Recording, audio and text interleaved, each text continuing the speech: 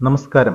വാഴകൃഷി ചെയ്യുമ്പോൾ എന്തെല്ലാം കാര്യങ്ങൾ ശ്രദ്ധിക്കണം എന്നതാണ് ഇന്നത്തെ വീഡിയോയിൽ പറയുന്നത്.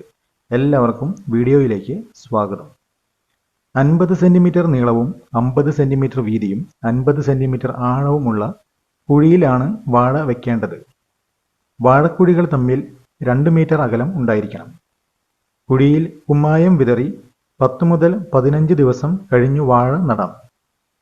1 ലിറ്റർ വെള്ളത്തിൽ 25 ഗ്രാം സ്യൂഡോമോണസ് കലർത്തി അതിൽ വാഴക്കന്ന് മുക്കി 10 മിനിറ്റ് തണലിൽ ഉണക്കി വേണം വാഴക്കന്ന് വയ്ക്കുവാൻ. എല്ലുപൊടി, ചാണകം, വേപ്പിൻ പിണ്ണാക്ക് എന്നിവ കുഴിയിൽ ഇട്ടുകൊടുത്ത് വാഴക്കന്ന് വയ്ക്കാം.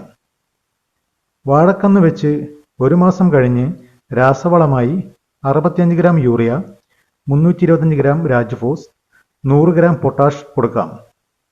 2-ാം മാസം urea 50 gram, Rajphos 250 gram, potash 100 gram കൊടുക്കാം.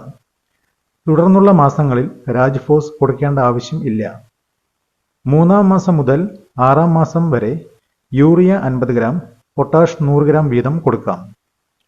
വാഴയുടെ കടയിൽ നിന്നും കുറച്ചു മാറി ഇത്തരം വളങ്ങൾ ഇട്ടുകൊടുക്കുവാൻ ശ്രദ്ധിക്കുക. ജൈവവളം ഇടയ്ക്കിടയ്ക്ക് കൊടുക്കുക. കുല വന്നതിന് ശേഷം വളമൊന്നും കൊടുക്കേണ്ട ആവശ്യം ഇല്ല. രാസവളം ഉപയോഗിക്കുവാൻ താൽപ്പര്യം ഇല്ലെങ്കിൽ ജൈവവളം കൊടുക്കാം. വേപ്പിൻ പിണ്ണാക്ക്, എല്ലുപൊടി, ആട്ടിൻകാഷ്ടം എന്നിവ കൊടുക്കാം.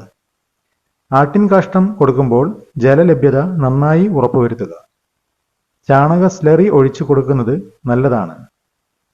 പച്ചിലത്തൂപ്പ്, പയർച്ചെടി എന്നിവ കൊടുത്ത് മണ്ണിട്ട് മൂടുന്നതും അവസാനമായി ചാരം ഇട്ട് കൊടുക്കുന്നതും നല്ലതാണ്. വീഡിയോ ഇഷ്ടമായെങ്കിൽ സബ്സ്ക്രൈബ് ചെയ്തേക്കണേ.